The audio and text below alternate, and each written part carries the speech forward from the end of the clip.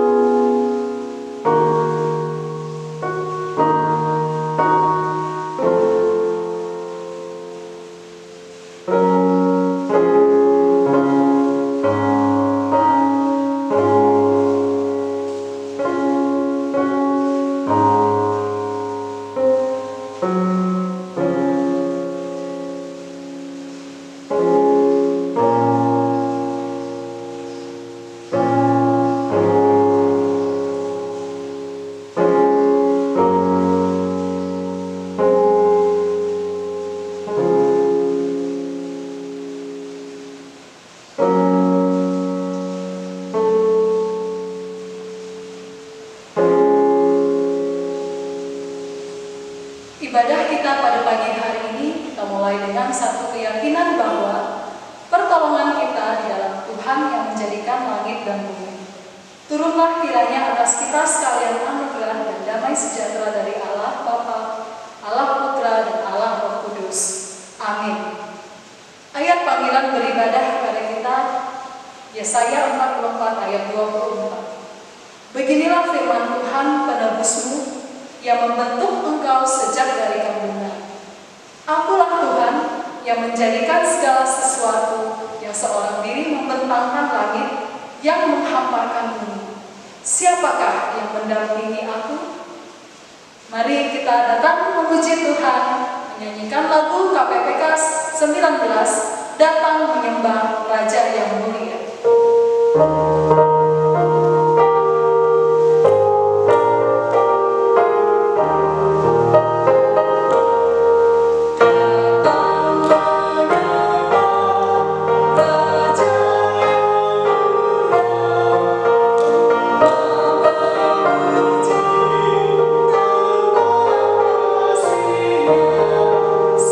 Sejak dahulu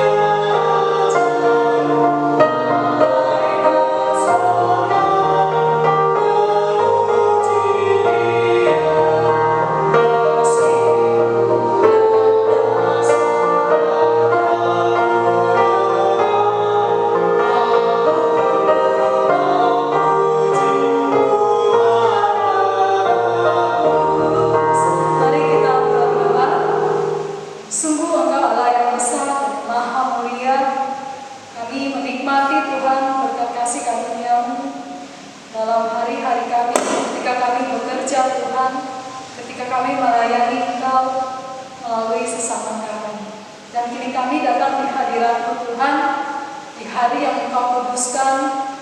Izinkan kami menikmati ibadah ini dengan kudus di hadapan-Mu, sehingga ibadah ini boleh berjalan seturut dengan kehendak-Mu Bapa. Hadirlah dalam hati kami siap mendengarkan dan memuji Engkau. Amin. Jemaat yang dikasihi Tuhan, bisa boleh kembali duduk. Mazmur Pujian, Mazmur 119 ayat 129 sampai 136. Peringatan-peringatanmu ajaib, itulah sebabnya jiwaku memegangnya. Bila tersingkap, firman-firman-Mu memberi terang, memberi pengertian kepada orang-orang bodoh. Mulutku kuangan-angan dan menggap-menggap, sebab aku mendambakan perintah-perintah-Mu. Berpalinglah kepadaku dan kasihanilah aku, sebagaimana sepatutnya terhadap orang-orang yang mencintai nama-Mu. Teguhkanlah langkahku oleh janji-Mu, dan janganlah segala kejahatan berkuasa atasku. Bebaskanlah aku daripada pemerasan manusia, supaya aku berpegang pada titah-titah-Mu.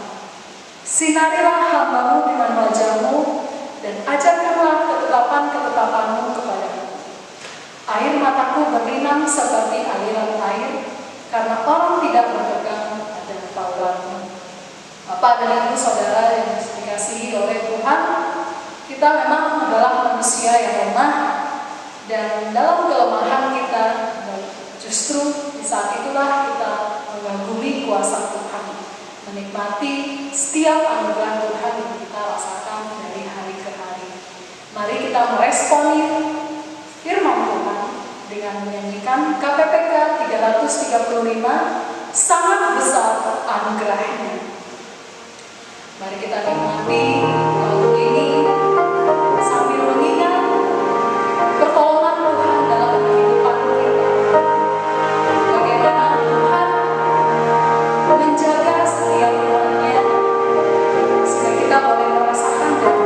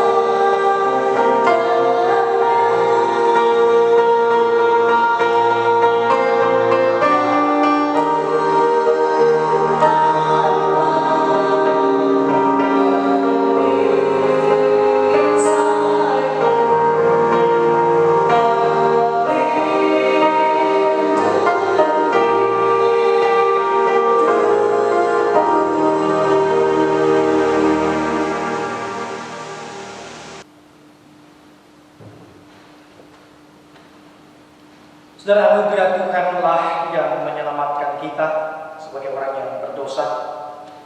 Dan saat ini mari kita persiapkan diri untuk datang di hadapan Tuhan untuk mengakui segala dosa kita.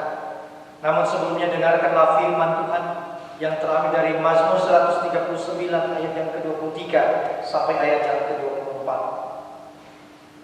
Selidikilah aku, ya Allah, dan kenalah hatiku. Ujilah aku dan kenalah pikiran-pikiranku. Lihatlah apakah jalanku serong, dan tuntunlah aku di jalan yang kekal. Saudara-saudara, saya mengajak kita untuk datang di hadapan Allah dengan berani untuk menguji hati. Mari kita datang di hadapan Tuhan untuk terbuka, dievaluasi di hadapan Allah. Bahwa ada kalanya hati kita ini tidak kudus dan tidak suci di hadapan Allah. Dan kita meminta kiranya Tuhan membenarkan hati kita. Ketika Ia menemukan hati kita ini serong, mari kita minta Tuhan tunjukkan jalan yang lurus bagiku.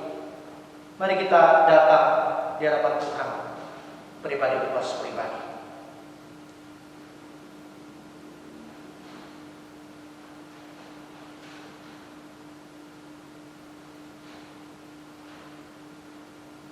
Tuhan, ketika kami mendengarkan firman-Mu, untuk kami datang dan memohon kiranya Tuhan memulihkan dan menilik hati kami dan menemukan hati kami yang sesungguhnya. Ya Tuhan, sesungguhnya kami malu untuk memandang kepada Engkau, karena kami adalah orang yang berdosa, orang yang senantiasa tidak taat dan tidak setia kepada kehendak-Mu. Maka kami memohon kasih karunia-Mu cukup atas kami, ya Tuhan. Cukup untuk mengampuni dan memulihkan keadaan kami. Dan hanya kepada Engkau saja, ya Tuhan, kami datang, kami memohon berkat dan anugerah-Mu, pengampunan, pemurnian daripada-Mu, ya Tuhan, sehingga kehidupan kami dari waktu ke waktu menjadi kehidupan yang berkenan di hadapan-Mu. Dan kami bersyukur untuk pengampunan yang kami rasakan, nikmati, terima di dalam Yesus Kristus Tuhan dan Allah kami. Terima kasih Tuhan, di dalam nama Yesus Kristus kami berdoa dan mengucap syukur. Amin. Saudara, janji pengampunan terambil dari Roma pasal yang ke-8 ayat yang pertama. Demikianlah firman Tuhan. Demikianlah sekarang tidak ada penghukuman bagi mereka yang ada di dalam Kristus Yesus. Demikianlah sekarang tidak ada penghukuman bagi mereka yang ada di dalam Kristus Yesus. Saudara-saudara, sebagai orang yang tidak lagi menikmati atau tidak berhadapan dengan penghukuman daripada Allah, saya mengajak kita, saudara, untuk bangkit berdiri dan menyatakan pengakuan iman kita yang berkata demikian.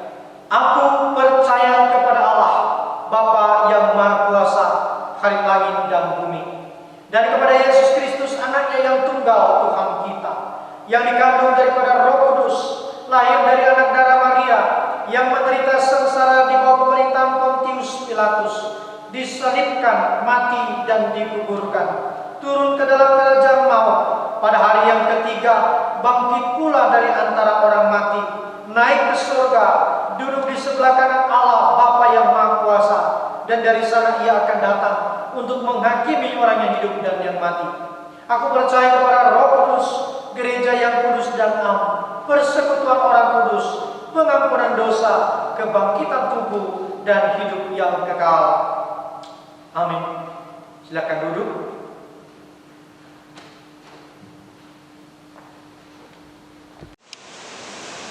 Kini kita akan mendengarkan firman Tuhan.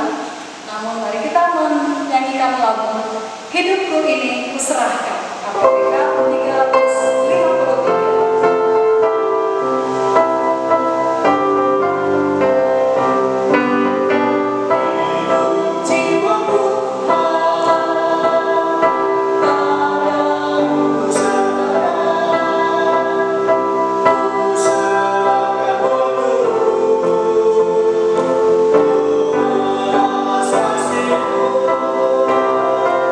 Bila sudah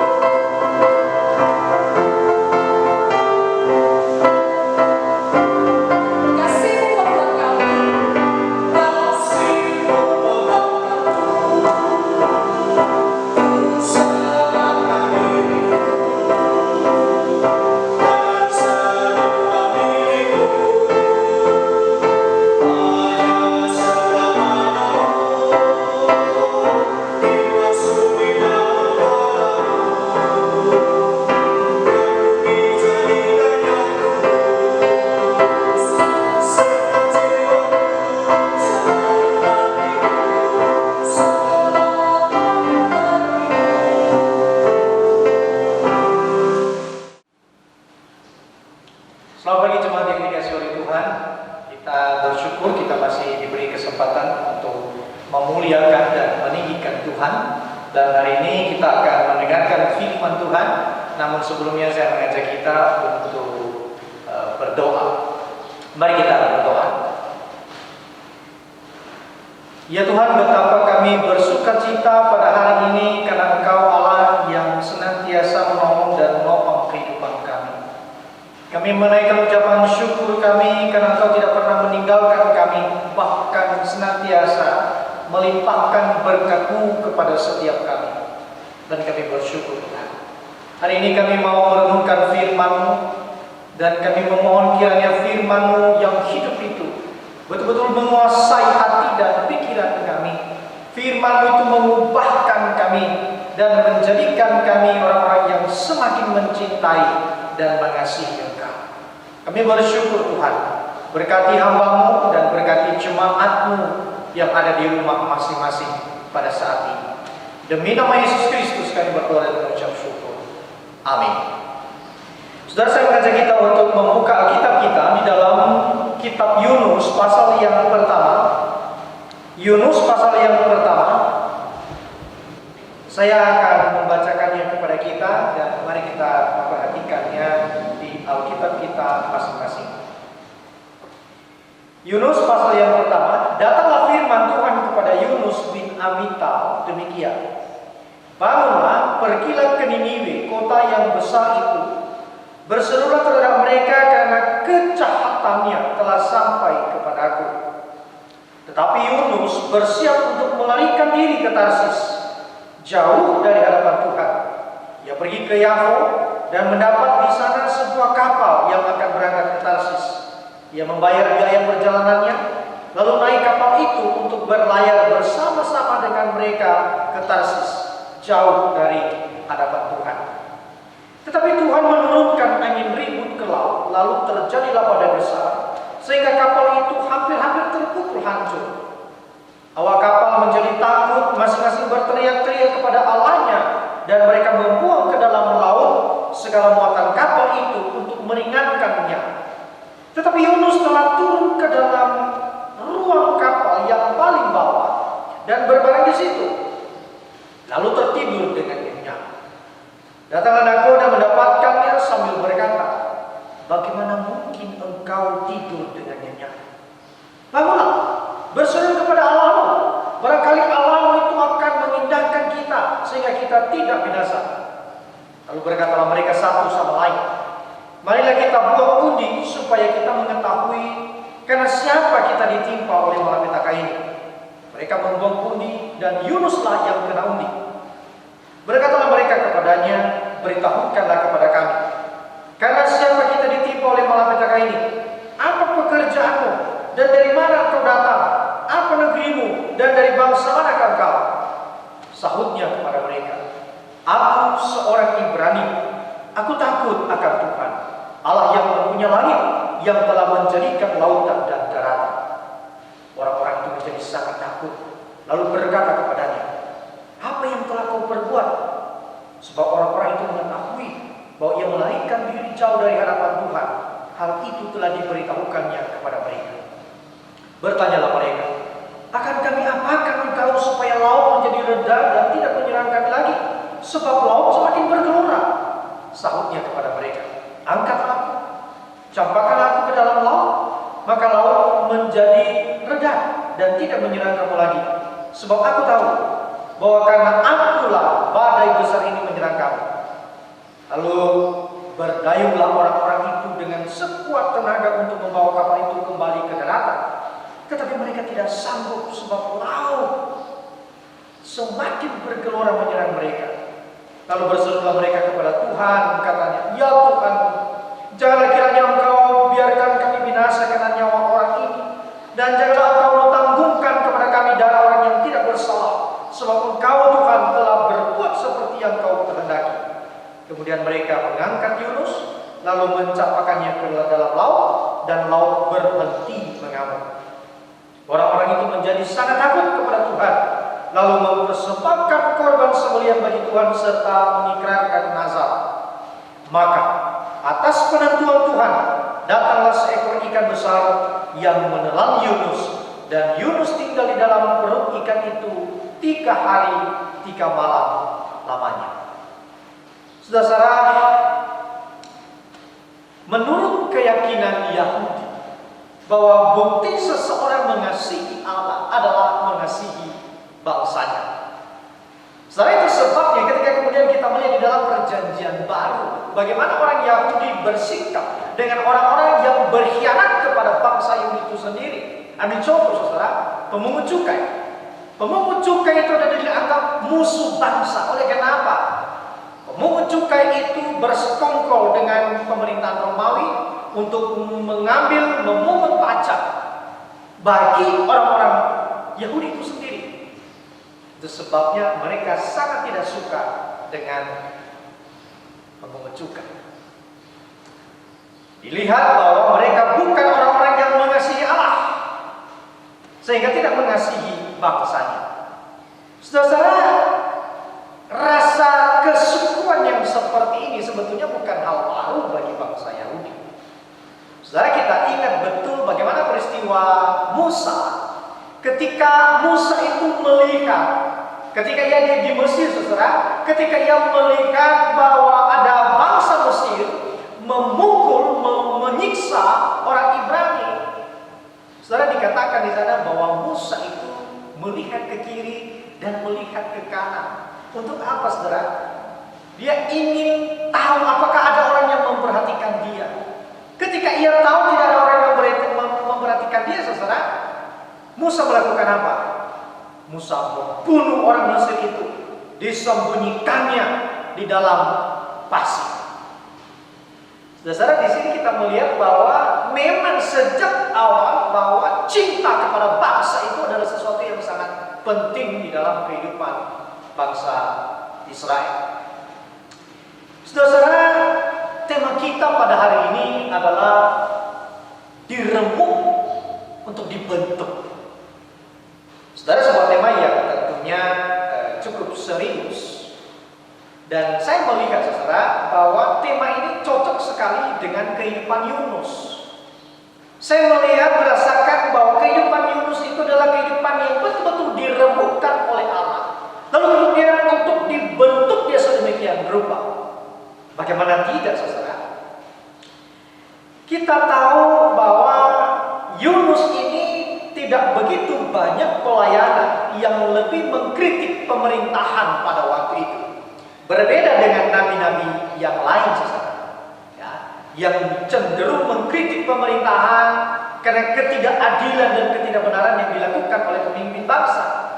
Tetapi Yunus tampaknya, saudara, lebih mendukung kepemimpinan Yerobeam anaknya Yoas yang kita bisa baca di dalam 2 Raja-Raja pasal yang ke-14 ayat ke-25, yang mencoba melakukan agresi militer, memperluas kekuasaannya, saudara. Dan tampaknya Yunus lebih mendukung hal yang seperti itu. Saudara, Yunus adalah orang yang sangat mencintai bangsanya.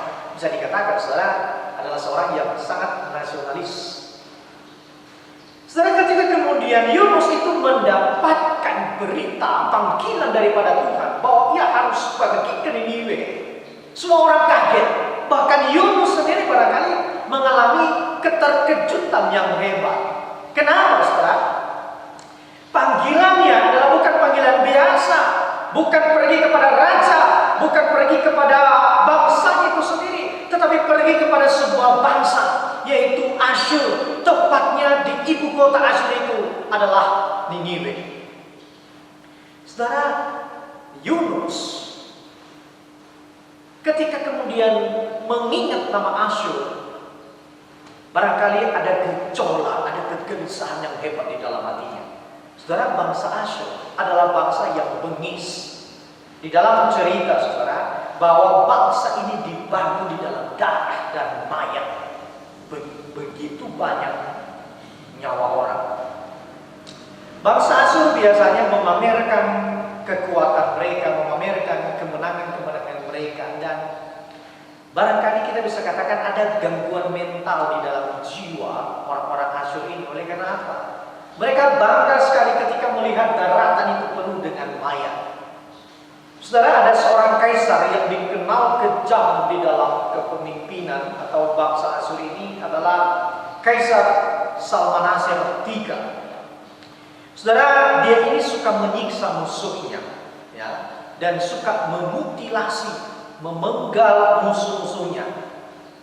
Saudara, menariknya lagi bahwa bangsa Asyur ini, saudara, ketika kemudian menangkap musuhnya, maka musuh itu dipenggal kedua kakinya, saudara.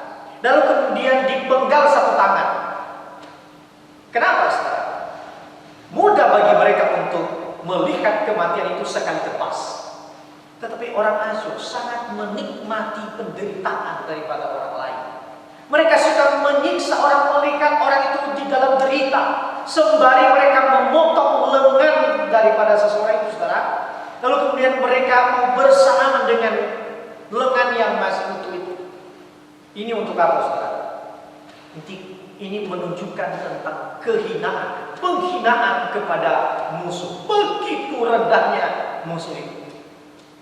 Dan tidak sedikit menurut sejarah, saudara, ketika kemudian bangsa Asyur ini memenggal kepala orang-orang atau musuhnya, maka mereka akan mencari keluarga musuhnya ini, lalu kemudian membuat keluarga dari korban kepala yang dipenggal itu, saudara, keluarganya harus mengarang kepala keluarganya itu sendiri di tengah kota. Dan tentara atau orang Asyur itu sangat menikmati hal yang demikian. Saudara, mereka juga suka membakar remaja hidup-hidup. Mereka suka menguliti orang-orang, lalu kemudian kulit orang-orang itu dipajang di tembok kota. Saudara, bayangkan kengerian itu yang didatangkan oleh bangsa Asyur ini. Saudara, itu sebabnya saya katakan ada gangguan jiwa di dalamnya. Begitu menikmati penderitaan daripada orang lain. Itu sebabnya, saudara, ketika kemudian misi itu datang kepada Yunus, saudara, bahwa dia akan diutus oleh Tuhan ke Asyur, itu bukan perkara yang mudah. Itu bukan perkara yang diterima oleh Yunus dengan begitu leluasa. Oleh karena apa, saudara? Yunus mengetahui betul bahwa lawannya, tempat dia memberitakan anugerah Tuhan itu bukan kepada orang yang mudah menerima Injil. Saudara yang dikasihi oleh Tuhan, Yunus begitu serius menggumuli panggilan ini daripada Tuhan. Ada sesuatu yang menarik di dalam bagian ini, saudara. Oleh karena apa? Yunus mengerti betul bahwa Nabi Nahum pernah menyampaikan hardikan kepada Niniwe. Bahkan Allah sendiri, saudara, yang kemudian berikrar, yang kemudian berjanji bahwa dia sendiri yang akan menjadi lawan daripada Niniwe. Sementara sekarang Allah yang sama memanggil Yunus untuk kemudian memberikan perintah kepada Yunus bahwa beritakan, sampaikan kepada Niniwe itu bahwa kejahatan mereka telah sampai kepadaku. Dengan tujuan apa, saudara? Mereka dalam keterancaman, dan ketika mereka mendengarkan berita ancaman daripada Allah, siapa tahu mereka mengalami pertobatan. Saudara, Yunus mengalami dilema dan ketegangan di dalam bagian ini. Oleh karena apa? Ia rindu sekali, saudara. Ia mengharap-harapkan apa yang disampaikan oleh Nahum itu tergenapi dalam kehidupan bangsa Niniwe. Saudara, di sini kita melihat problem. Tampaknya masalah Yunus tidak sekedar tentang bangsa Asyur itu sendiri, tetapi masalah Yunus dalam bagian ini, saudara, adalah masalah dengan Allah. Bagaimana mungkin Allah yang baik itu, bagaimana mungkin Allah yang penuh cinta kepada bangsa Israel itu memiliki kasih yang begitu dalam kepada sebuah bangsa yang dikenal bengis, yang tidak mengenal balas kasihan kepada musuh-musuhnya. Ini aneh, ini Allah. Setelah itu sebabnya kemudian ketika kita membaca di dalam pasal yang pertama, kita menemukan, saudara, bahwa firman itu datang kepada Yunus. Dan dikatakan di sana, saudara, Yunus ayat yang ketiga. Tetapi Yunus bersiap untuk melarikan diri ke Tarsis. Ada satu kalimat yang menarik, saudara. Jauh dari hadapan Tuhan. Saudara, bagi Yunus, ketika kemudian menerima panggilan daripada Allah untuk pergi memberitakan ke kota Niniwe itu, saudara, bagi Yunus lebih baik dia menyembunyikan diri ke Tarsis. Saudara, Niniwe dan Tarsis. Tarsis itu dipercaya bagian barat daripada Israel dan itu sangat jauh. Nah, sementara Niniwe itu ada di bagian timur. Jadi ada di pengontrasan, saudara. Ketika kemudian Allah menyuruh dia ke timur, Yunus pergi ke barat, ke satu tempat yang baginya itu cukup untuk menyembunyikan dia di hadapan Allah. Saudara, di sini kita melihat penulis daripada kitab Yunus ini mengontraskan sebuah perlawanan yang dilakukan oleh Yunus kepada ketetapan Allah. Saudara, memang di dalam bagian yang pertama ini, saudara, kita tidak menemukan alasan dibalik tindakan Yunus meninggalkan Niniwe dan justru memilih untuk pergi ke Tarsis. Nah, barangkali, saudara, mungkin kalau secara historisnya, saudara, secara sejarah itu bahwa memang memungkinkan sekali bagi Yunus untuk tidak pergi ke Niniwe. Saudara, ada sesuatu yang masuk akal. Pernahkah saudara membayangkan barangkali mengingat peristiwa genosida yang dilakukan oleh Nazi kepada orang Israel? Saudara, mungkinkah bagi seorang nabi dari Israel itu berdiri di tembok Berlin dan menyampaikan berita pertobatan kepada Nazi? Mungkinkah ia akan didengar? Saudara, mungkin saja ia akan didengar, tetapi tidak lama kemudian dia akan menjadi mati.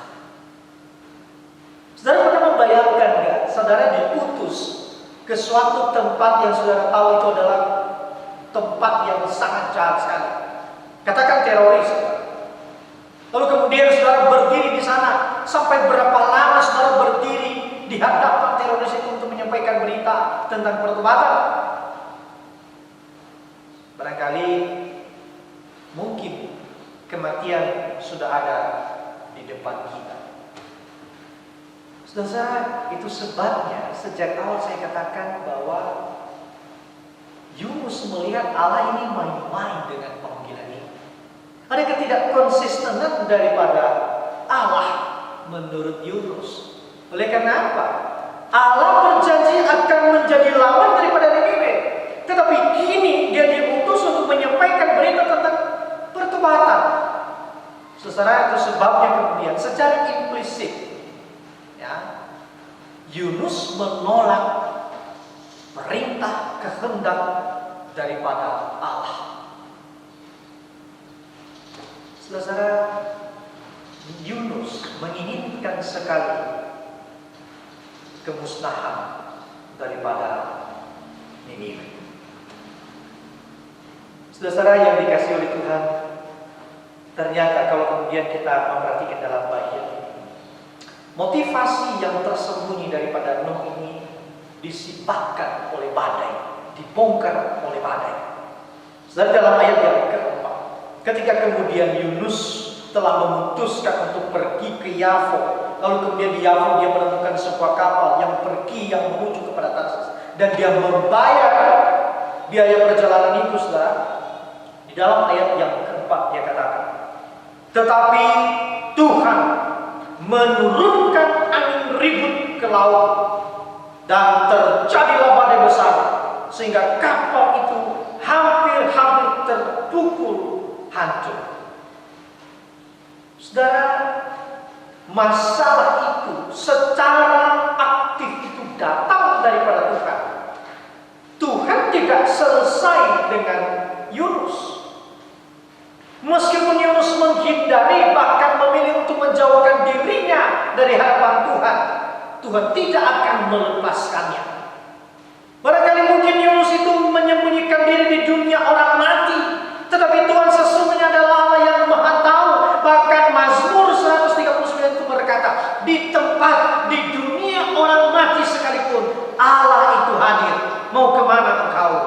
Yunus. Allah tetap berperkara dengan Yunus. Dia menemukan Yunus. Saudara, kekerasan hati Yunus itu untuk menghindari Allah diremukkan oleh Allah melalui badai. Saudara, badai itu begitu menakutkan.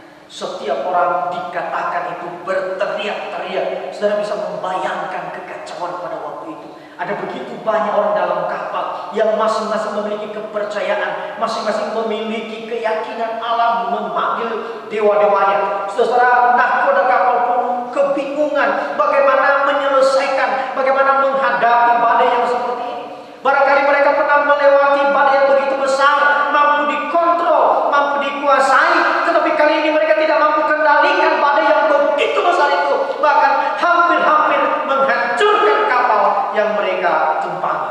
Saudara, kebinasaan itu dekat di depan mereka. Saudara, di tengah-tengah kebingungan yang seperti itu, aneh sekali, mereka melakukan undi. Saudara, sebuah tradisi yang menarik sekali. Dengan apa, saudara?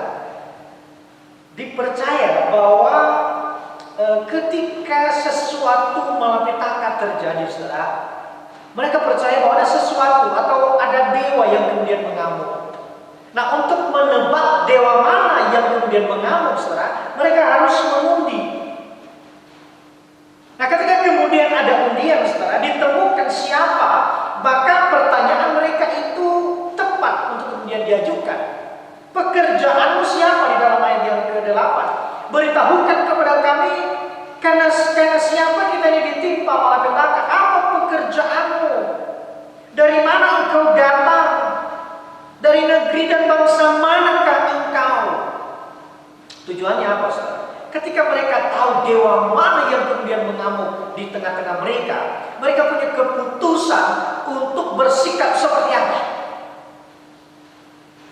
Nah, masalahnya, saudara, ketika kemudian Yunus mengakui siapa dia, ini Allah, ini dewa yang barangkali mereka tidak tahu.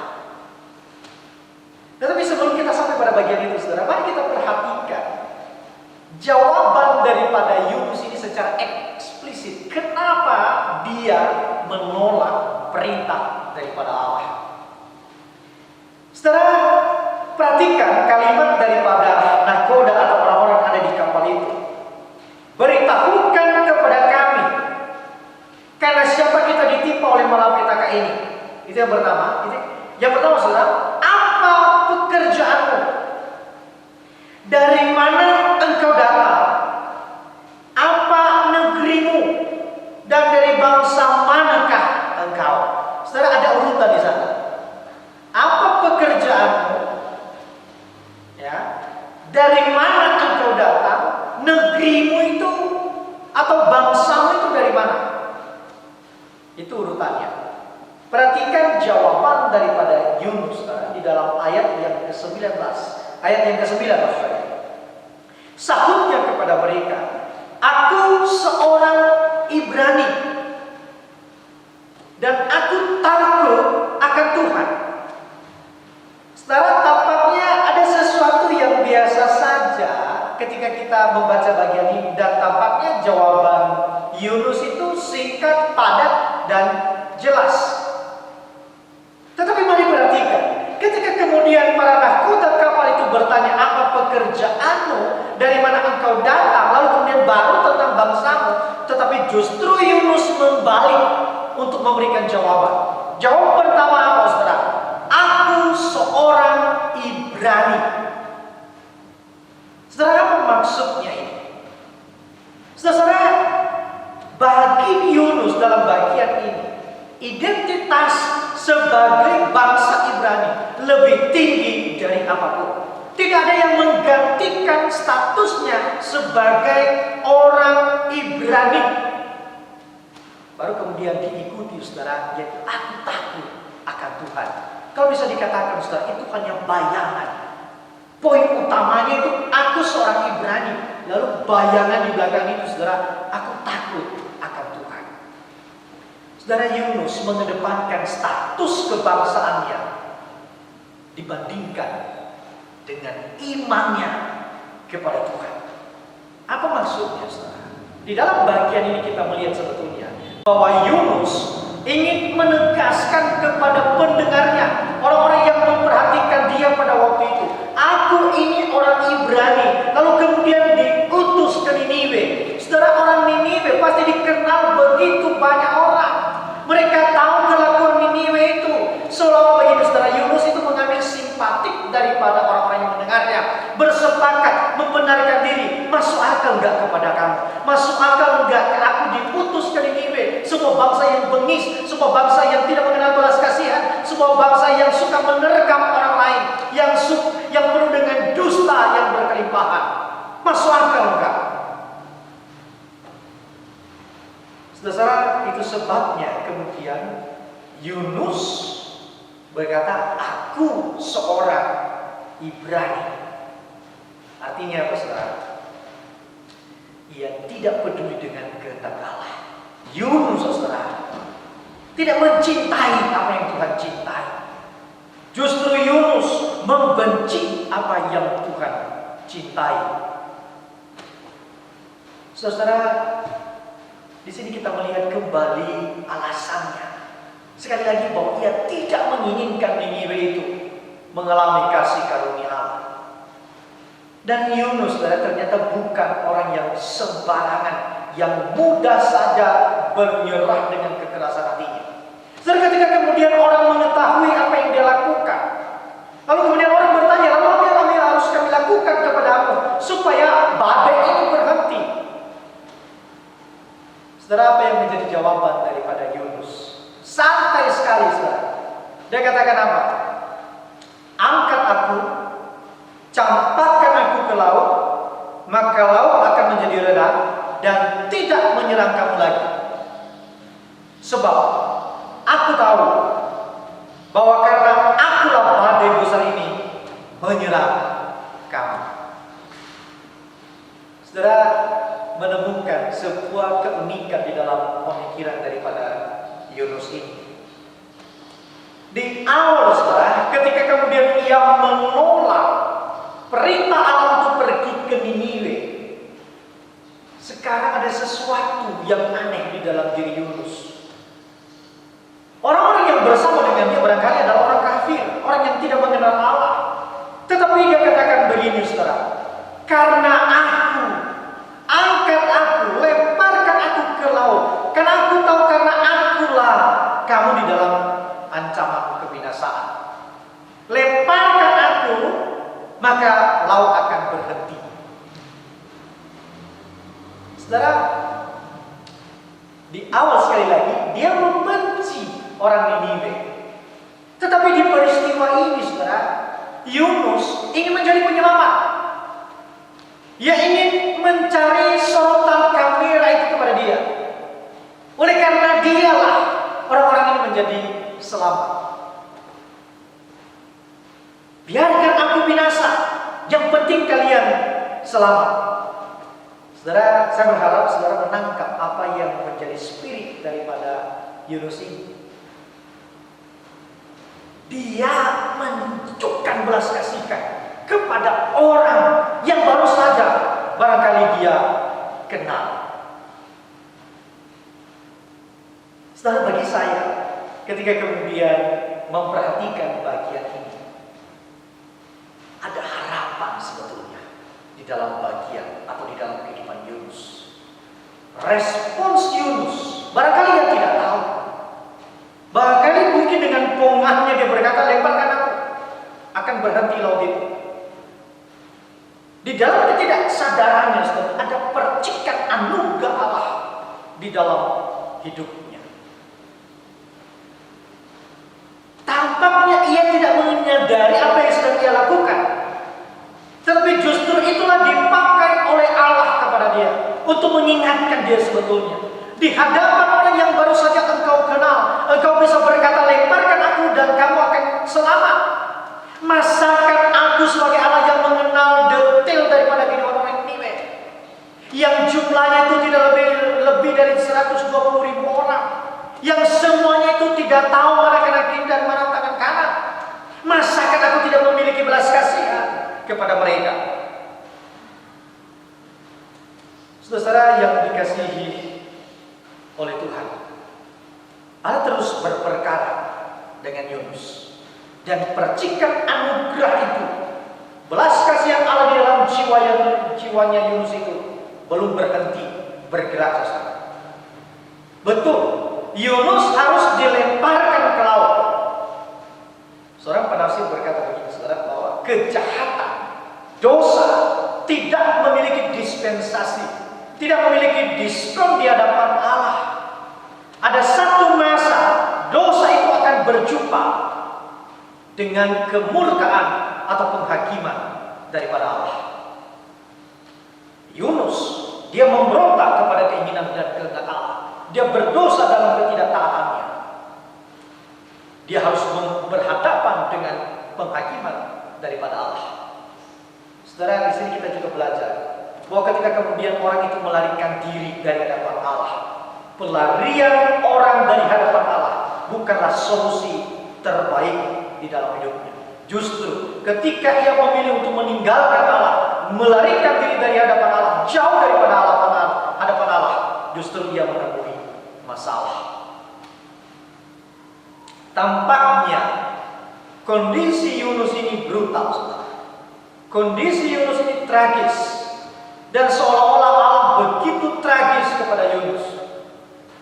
Satu hal kebenaran yang perlu kita pelajari, saudara, bahwa Allah terlalu bebas, terlalu berkuasa untuk menggunakan hal atau peristiwa yang tampaknya brutal, tetapi untuk menyadarkan seseorang akan kebutuhannya akan anugerah Allah.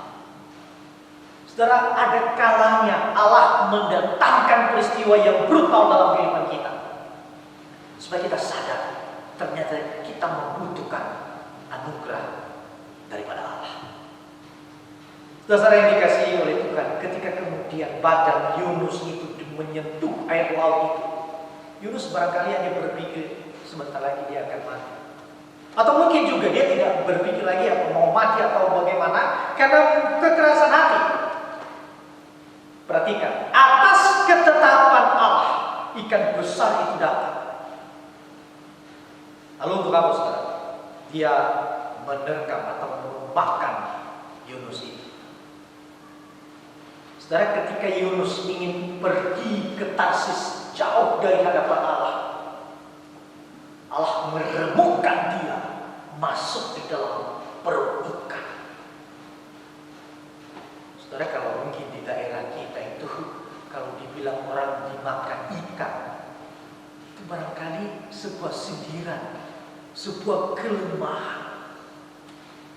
Saudara, dan Yunus sampai pada titik itu.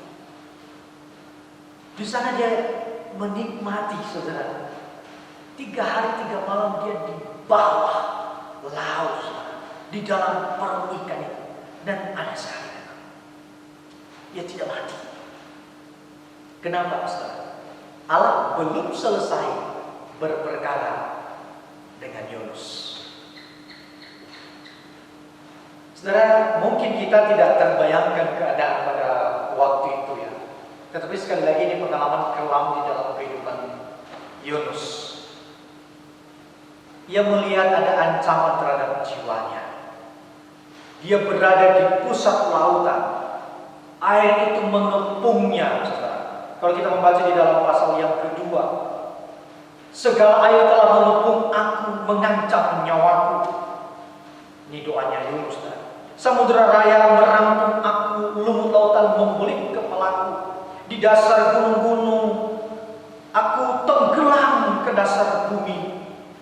Pintunya terpalang di belakangku untuk selama-lamanya. Sebuah keadaan yang sangat sulit sekali. Bahkan, saudara, di dalam pembacaan berikutnya, saudara, Yunus itu mengalami keletihan di dalam jiwanya, dan dia itu seolah-olah berada di liang kubur. Saudara, sebuah keadaan yang sulit sekali. Itu sebabnya kita bisa berkata bahwa Yunus sungguh ambruk dan remuk, diremukkan oleh Allah. Ia tidak bisa menyelamatkan dirinya sendiri. Ia tidak bisa berdiri. Jangankan untuk pergi ke Tarsis, saudara, melepaskan diri dari lilitan lumut lautan itu pun dia tidak mampu. Dan dia tidak berdaya. Saudara, di dalam ketidakberdayaannya itu, kita melihat bagaimana anugerah Tuhan itu bergerak di dalam hidupnya. Saudara, ketika kemudian kita mempelajari dari awal, ketika firman Tuhan itu datang kepada Yunus, saudara, Yunus tidak melakukan doa. Ketika ia memilih pergi ke Tarsis, pergi ke Yafo, lalu kemudian ke Tarsis, ia tidak pernah berdoa. Ketika kemudian ia membayar biaya perjalanannya, ia tidak pernah berdoa. Ketika badai itu datang menimpa kapal, bahkan seolah-olah kapal itu hampir hancur, saudara, dikatakan oleh apa? Oleh Alkitab, Yunus tidak berdoa, justru dia tidur nyenyak. Ketika ada keputusan, saudara, harus bagaimana yang dilakukan kepada Yunus, Yunus pun tidak berdoa.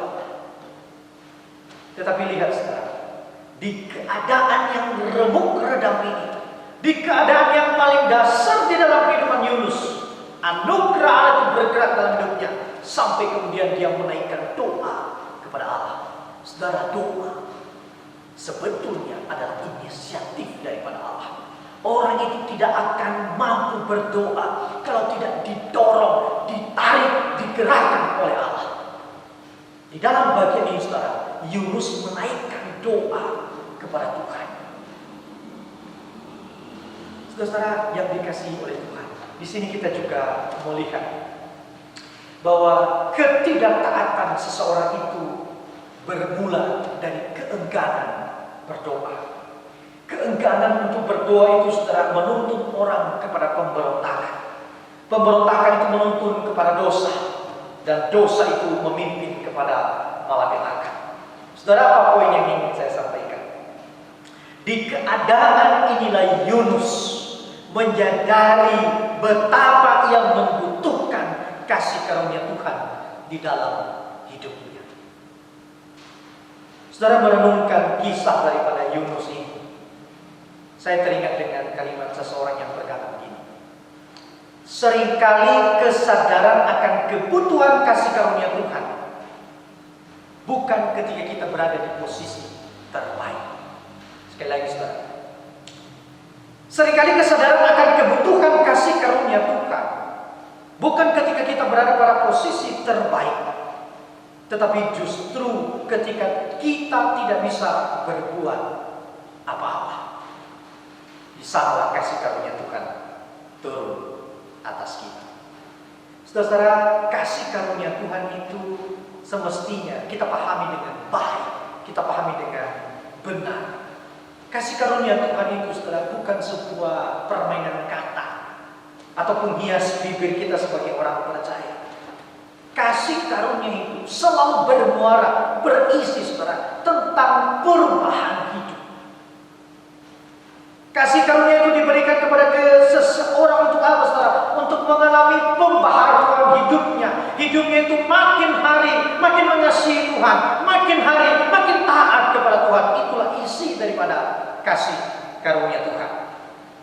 Dan saudara, di dalam bagian ini, meskipun nanti kalau kita membaca seluruh daripada kitab Yunus ini, kita melihat memang ada bagian-bagian tertentu yang belum selesai dengan Yunus. Tetapi di dalam bagian ini, saudara, di dalam doanya ini, di dalam pasal yang kedua dan di dalam pasal yang ketiga, ketika ia bergerak berdiri di hadapan orang Niniwe itu, saudara, menyelesaikan panggilan daripada Allah, saudara, itu adalah bagian daripada kasih karunia Tuhan. Awalnya dia menolak, tetapi ketika kasih karunia Tuhan tiba di dalam hidupnya, ia tergerak dan ia melakukannya. Saudara yang dikasihi oleh Tuhan, saya tidak tahu apa yang sedang terjadi dengan kehidupan kita. Mungkin kita sedang kecewa, atau barangkali juga sedang kepahitan kepada Allah. Namun sesungguhnya di keadaan-keadaan sulit yang seperti inilah kita justru membutuhkan kasih karunia Tuhan. Di keadaan remuknya kita, sebetulnya itu menjadi wadah yang benar, wadah yang baik untuk menyadarkan kita betapa kita membutuhkan kasih karunia daripada Tuhan. Saudara, Paulus itu pernah meminta kepada Tuhan untuk satu hal di dalam hidupnya yang dia istilahkan itu duri dalam dagingnya. Nah, kita tidak tahu memang. Ia berdoa kepada Tuhan supaya hal itu tidak menjadi bagian di dalam hidupnya Paulus. Mungkin itu menjadi bagian yang membuat dia remuk. Tetapi ketika ia meminta kepada Tuhan, Tuhan justru berkata bahwa di dalam kelemahanmu lah kuasaku semakin sempurna. Di dalam keadaan-keadaan kita yang tidak berdaya, yang remuk redam ini, saudara, di sanalah kita mengalami, merasakan kasih karunia daripada Allah. Saudara, ingatlah, kesempatan tersulit dalam hidup ini adalah kesempatan untuk menikmati kasih karunia Tuhan dalam hidup kita. Saya mau akhiri renungan ini, saudara, dengan mengingatkan kita, hati-hati dengan sebuah sikap yang hanya mau dipulihkan tetapi tidak mau diremukkan. Hati-hati dengan sikap hanya mau dipulihkan tanpa mau diremukkan. Siap untuk dibentuk, siap untuk dipulihkan, kita perlu siap untuk diremukkan. Mari kita berdoa. Tuhan, tolong kami. Ada bagian-bagian dalam hidup ini yang membuat kami remuk. Bahkan Tuhan pakai, Tuhan secara aktif mendatangkan keadaan remuk itu dalam hidup kami. Seringkali membuat kami kepahitan kepada Tuhan. Seringkali membuat kami menyalahkan Kamu. Tetapi kini melalui perenungan firman, kami diingatkan kembali bahwa di sanalah tempat bagi kami untuk merasakan kasih karunia. Tuhan, tambahkan kepekaan di dalam hati kami untuk melihat hal-hal yang sulit untuk kami tanggung adalah waktu dan tempat bagi kami untuk menikmati kasih karunia.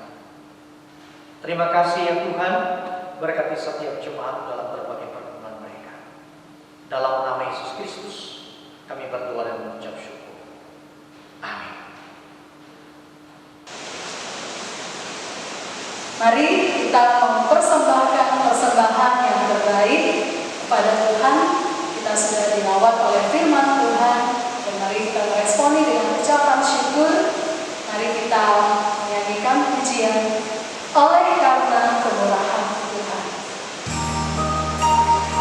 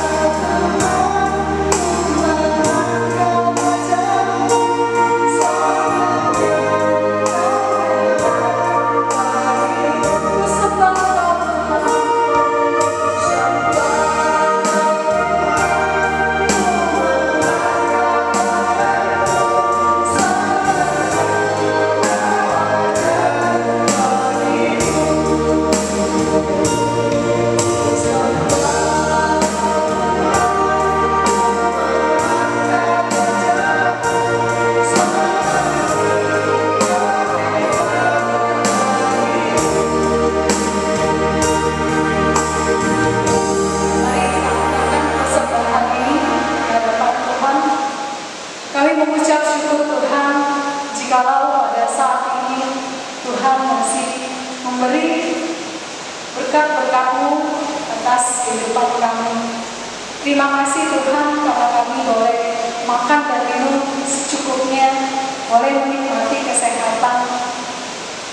Dan kini kami bersyukur menyerahkan sebagian dari yang kami miliki untuk kemuliaan Nama Yesus. Pakai ya Tuhan, kiranya boleh menjadi berkat bagi jemaat. Terima kasih Tuhan, dalam dan demi Putra-Mu Yesus kami berdoa.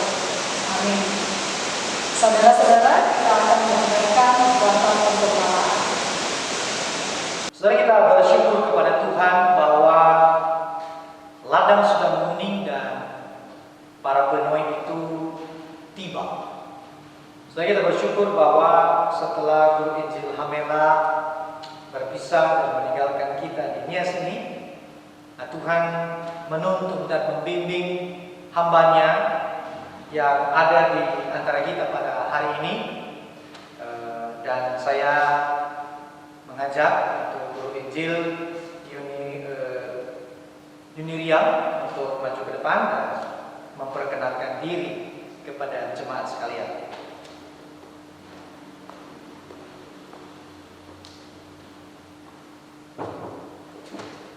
Selamat pagi Bapak Ibu jemaat yang dikasihi oleh Tuhan kita Yesus Kristus. Bersyukur sekali saya ada di tengah-tengah Bapak Ibu jemaat di Gereja Kristus Yesus di Nias, dan saya juga meyakini bahwa ketika saya ada di tengah-tengah jemaat Tuhan pada hari ini, semua karena tuntunan Tuhan. Saya akan melayani di tengah-tengah jemaat di Gereja Kristus Yesus Nias, dan mari bersama-sama kita belajar melayani Tuhan kita Yesus Kristus, dan mari juga kita bersama-sama bertumbuh di dalam Tuhan, di dalam gereja-Nya. Terima kasih, Tuhan Yesus memberkati kita semua.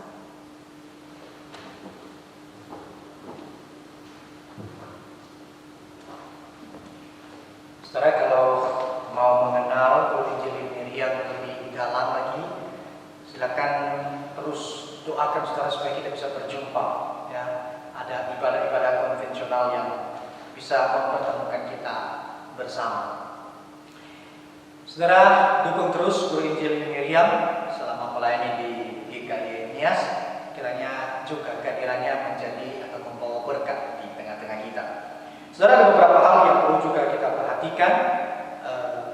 Tuhan memberkati setiap jemaat Tuhan yang terlibat di persekutuan doa melalui aplikasi Zoom, dan kita mengharapkan jemaat lainnya juga terlibat aktif sehingga kita bisa bersama-sama, meskipun jarak memisahkan kita, tetapi teknologi menolong kita untuk bisa berjumpa meskipun tidak secara langsung, tetapi itu senantiasa juga bisa membawa sukacita tersendiri bagi setiap kita. Jadi pada hari Rabu, jangan lupa saudara, kita ada persekutuan doa melalui Zoom.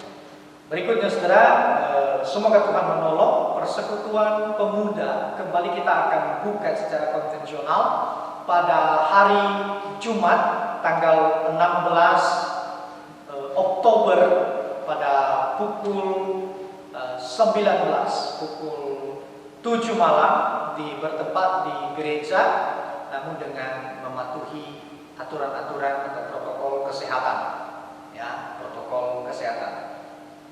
Dan juga kita terus ikut terlibat juga di dalam pelayanan-pelayanan yang lainnya di sekolah minggu dan juga di remaja. Jadi remaja juga akan dilakukan persekutuan meskipun melalui Zoom. Jadi yang konvensional untuk sementara pemuda yang akan dimulai pada tanggal 16 Oktober. Saudara, ada beberapa pokok doa yang akan kita doakan bersama. Yang pertama, kita terus berdoa untuk keadaan di Nias dalam masa pandemi ini. Tuhan kiranya memberkati ekonomi.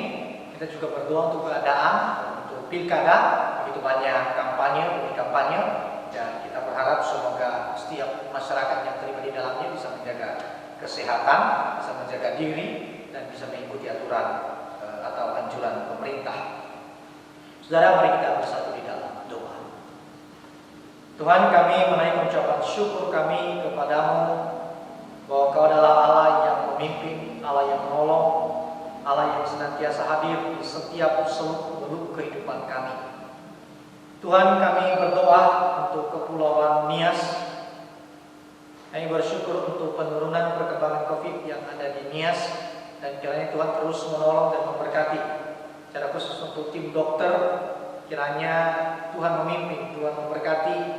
Barangkali ada masalah lelah, letih, tetapi biarlah Tuhan membangkitkan dan memberikan kekuatan yang baru kepada mereka. Kiranya Tuhan terus memimpin dan memberkati seluruh tim medis yang terlibat di dalamnya. Kami juga berdoa untuk setiap kami masyarakat secara serius dan sungguh-sungguh untuk menjaga diri dan secara sepakat memutus rantai penyebaran COVID-19 ini di antara kami dengan memperhatikan anjuran-anjuran kesehatan yang telah dipikirkan secara serius. Terlebih di dalam masa kampanye pilkada di Pulau Nias ini, Tuhan tolong, Tuhan yang memberkati. Setiap orang yang terlibat di dalamnya betul-betul tidak saja hanya ikut terlibat dan mengabaikan protokol kesehatan, tapi sungguh-sungguh berkampanye dengan baik, mematuhi aturan pemerintah, tidak dalam kehebohan atau hal-hal yang sesungguhnya menjadi batu sandungan bagi orang yang menyaksikannya. Tuhan pimpin dan Tuhan yang memberkati. Kami menyerahkan untuk setiap kami masyarakat yang terlibat untuk memilih pemimpin kami. Berikan kami kesadaran, berikan kami kepekaan, sehingga tidak saja kami memilih pemimpin seperti menarik kucing dalam karung, tetapi sungguh-sungguh Tuhan kami teliti, kami perhatikan siapa pemimpin yang akan kami pilih, sehingga keputusan kami tidak membuat kami menyesal, tetapi keputusan ini betul-betul kami kumpulkan di hadapan Allah. Dan kiranya orang yang terpilih memimpin di Nias ini adalah orang-orang yang sungguh-sungguh takut akan Engkau, yang memikirkan bagaimana keselamatan daripada Pulau Nias ini. Terima kasih Tuhan, kami bersyukur kepada Engkau. Kami tidak lupa juga menyerahkan untuk seluruh jemaat Tuhan yang sedang terbaring sakit. Tuhan kiranya memberkati, Tuhan kiranya menuntun, Tuhan kiranya memberikan kesehatan. Ada juga jemaat yang barangkali putus asa, kehilangan harapan, dan takut untuk menghadapi hari esok. Tuhan berikan kekuatan. Ingatkan mereka, ya Tuhan, bahwa kemurahan-Mu cukup dan cukup untuk membela, mempertahankan kehidupan mereka. Kami bersyukur kepada Engkau, ya Tuhan, dan kami menyerahkan seluruh kehidupan kami ini hanya di dalam nama Yesus Kristus Tuhan dan Allah kami yang mendengarkan doa kami. Haleluya. Amin. Saudara, kita akan mengakhiri ibadah kita pada hari ini, dan biarlah segala pujian, hormat, kemuliaan hanyalah kepada Tuhan. Doxologi. Puji Allah.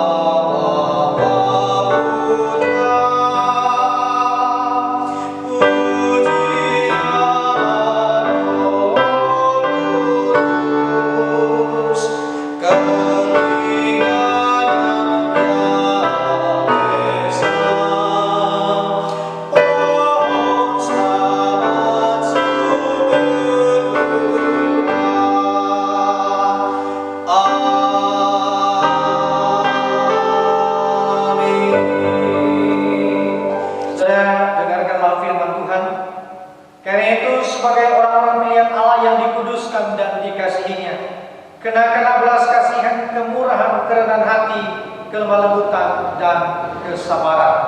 Terimalah berkat daripada Tuhan. Tuhan kiranya memberkati kita dengan damai sejahtera. Tuhan kiranya menuntun kita dengan kelegaan di dalam Yesus Kristus. Dan Tuhan kiranya menuntun kita dengan pertolongan daripada Allah Roh Kudus, mengingatkan, menginsafkan, dan menguatkan kita untuk semakin mencintai Allah Tritunggal. Dan berkat ini disampaikan di dalam nama Yesus Kristus kami berdoa. Amin.